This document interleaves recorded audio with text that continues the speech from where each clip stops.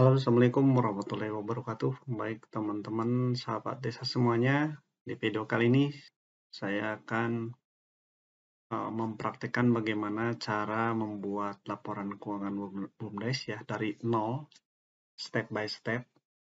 Ini bagi teman-teman yang bukan berbasis akuntansi pun ini akan mudah dibantu dengan aplikasi berbasis Excel ini.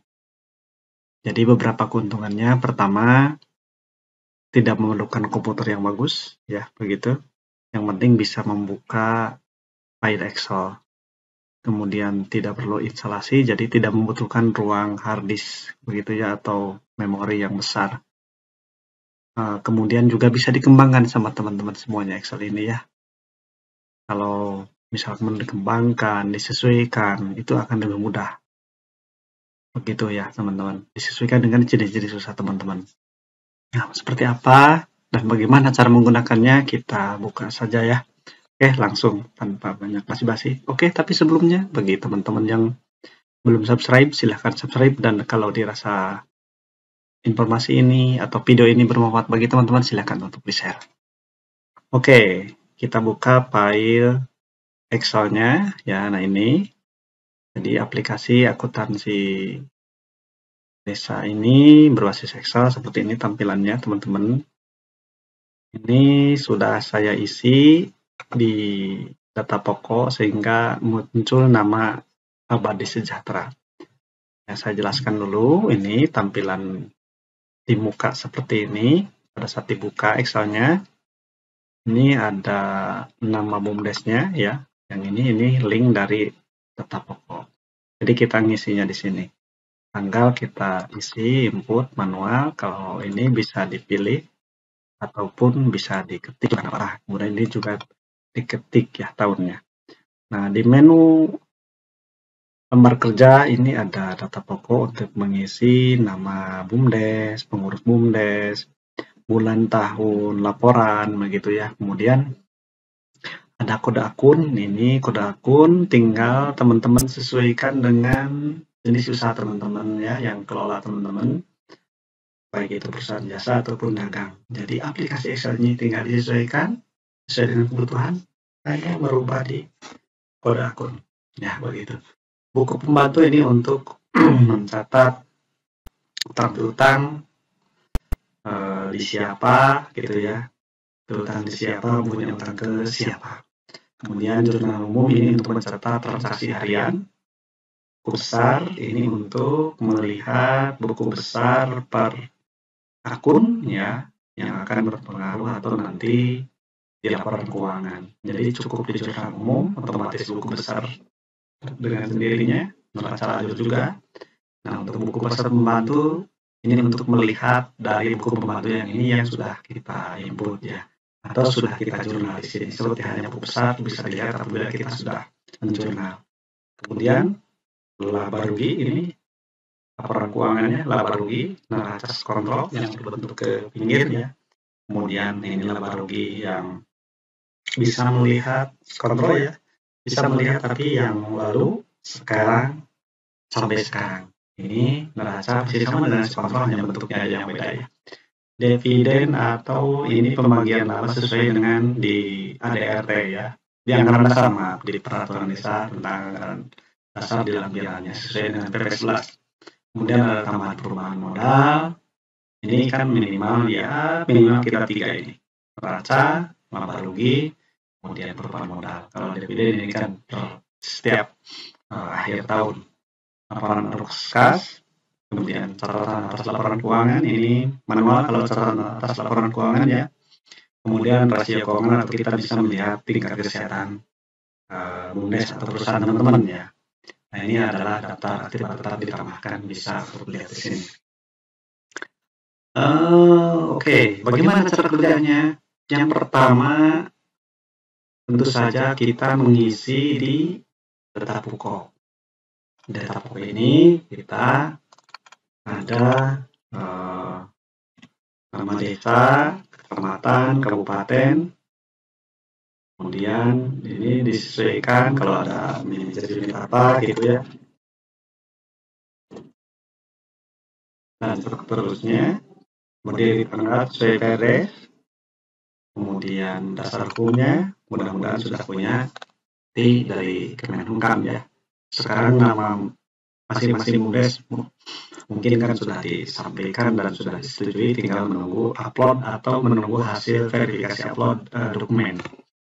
Kemudian periode laporan, ini kita hanya mengisi di sini di yang kuning ya, bulan tahun anggaran yang kuning. Kalau kita hapus ini, nah ini seperti ini. Jadi kalau kita isi bulan laporan, dia akan terisi sendiri seperti teman-teman ya.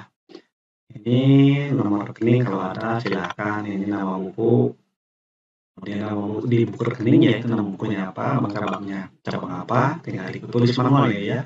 Ini semacam profil, pernyataan modal dari tahun berapa, tanggal berapa, ini uraiannya modal awal dari PMDes, misalkan dari masyarakat kalau ada, dari investor kalau ada, begitu ya teman-teman. Ini untuk mempermudah mengingatkan kita pada saat ditanya pernyataan modal kita itu dari siapa dan sudah berapa.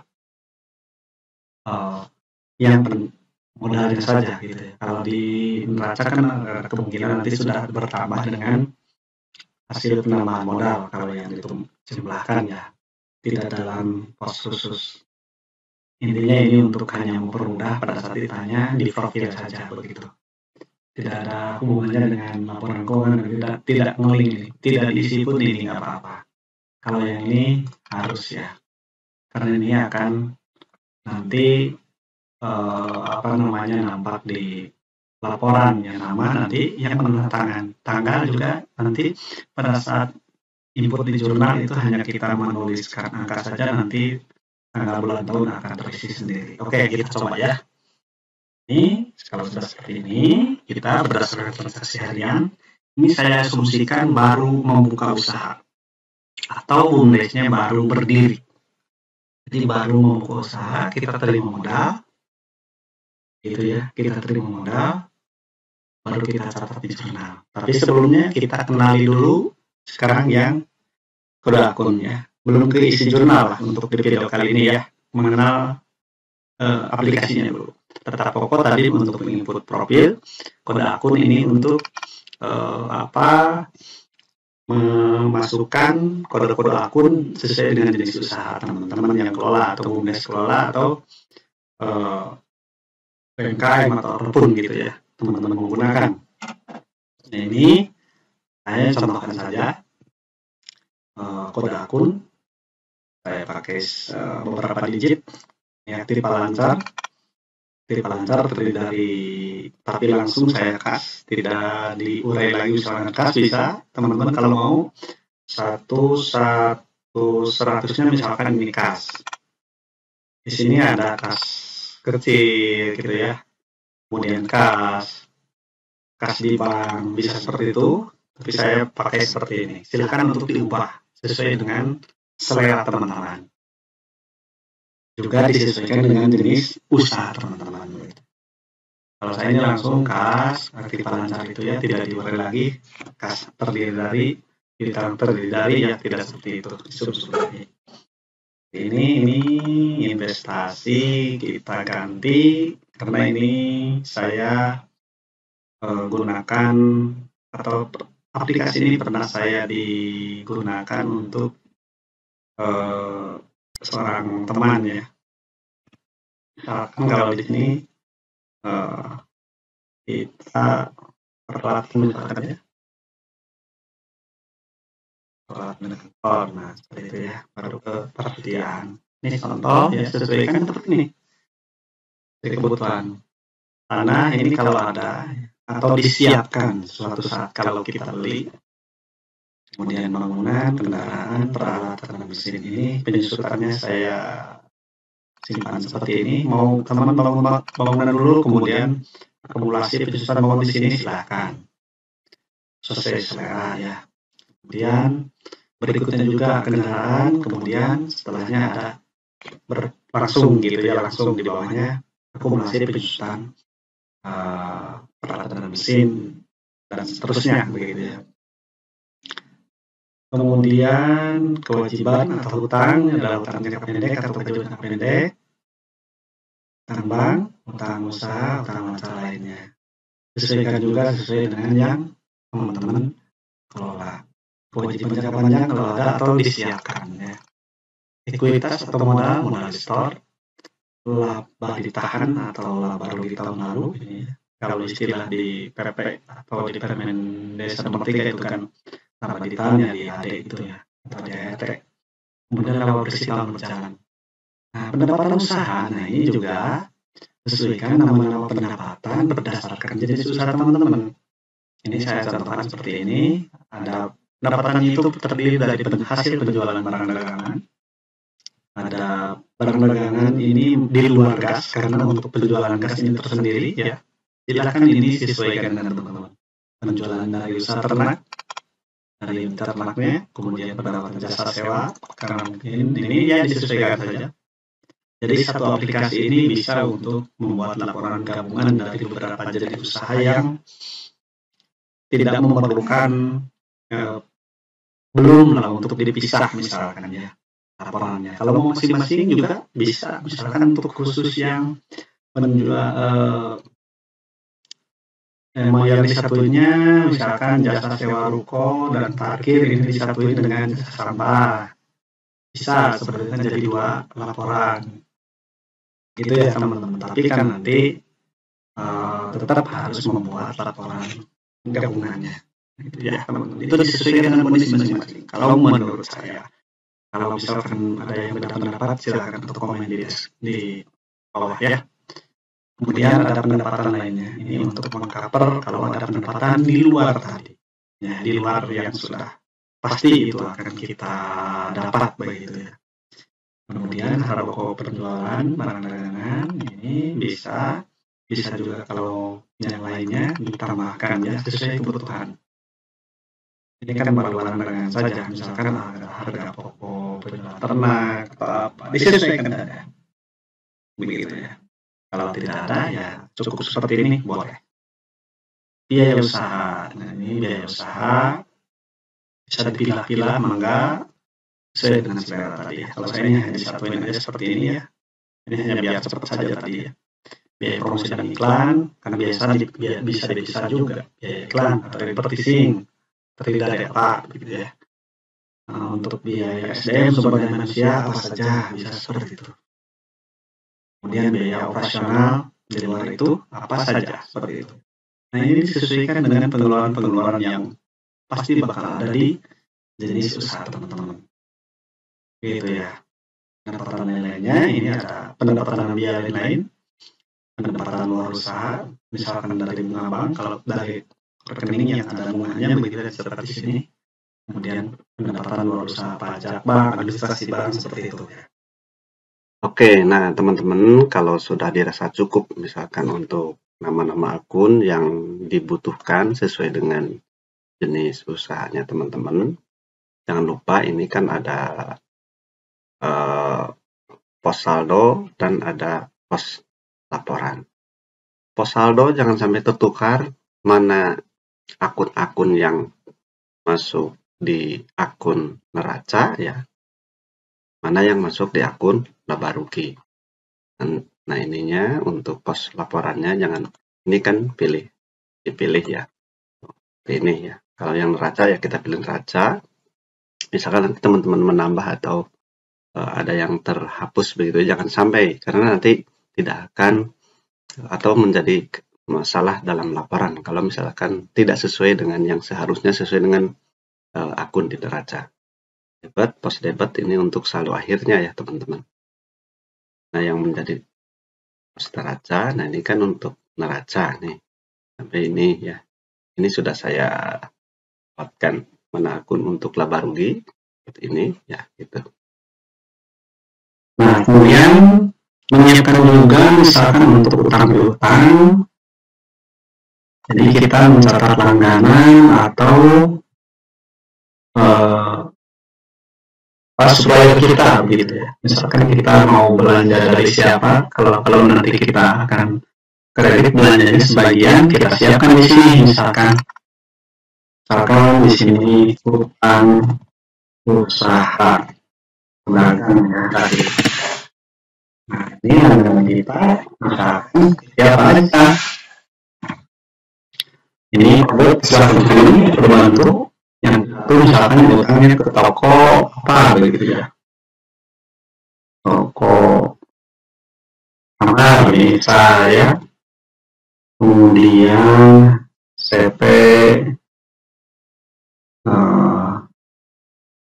Mandiri Arbadi. Nah, ini contoh saja ya. Ini misalkan utang yang kedua. Nah, ini otomatis dan status ini jangan lupa untuk dipilih. Kalau utang, ya utang. Ya utang. Sorry. Begitupun untuk piutang kepada yang luar bisa di sini. Misalkan piutang siapa, piutang jadi lulusannya seperti ini ya. Tertulis dan seterusnya. Piutang karyawan dan lain-lainnya. Kodenya harus berbeda. Kodenya berbeda ya. Kemudian jangan lupa statusnya. Disesuaikan. Kalau utang-utang, kalau piutang ya piutang. Oke, itu untuk yang buku bantu. Nah, jumlah umum ini nanti kami catat kalau ada transaksi, kemudian buku besar, ya ini untuk kita bisa melihat akun-akun yang ada dalam neraca nanti ya. Kalau kas nanti berapa, misalnya bank berapa, nah ya seperti itu. Kemudian untuk buku ini juga, nah kita kan tadi baru mencatat ini utang dagang ke siapa, tapi masih kosong kan ya belum, karena memang ini contohnya untuk yang baru memulai usaha. Tapi kalau yang melanjutkan nanti ya kita praktekkan seperti apa. Kita lihat dulu laporan keuangan seperti apa ya. Lalu ini yang kontrol, yang kontrol yang stapel yang ke bawah ya. Seperti ini, kalau lihat peringannya seperti ini teman-teman ya. Kemudian kalau untuk melihat neracanya atau laba rugi atau neracanya ini kontrol seperti ini. Nah ya, namun akun ini otomatis kita hanya mengikuti sini gitu akunnya. Laba rugi juga sama, ini untuk melihat ini ada periode lalu, bulan ini dan total sampai dengan saat ini, itu aja bedanya dengan ini ya. Atau bentuknya juga ini ke bawah, nah ke bawah. Neraca tapi bentuk ke bawah. Seperti itu ya teman-teman, untuk lihatnya ini dividen ini disesuaikan dengan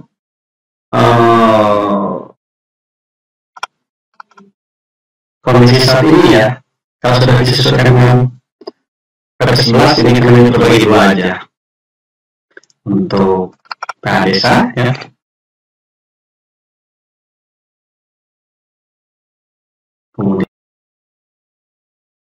Kemudian lawatan. Kalau pengelolaan modal lebih enak ya.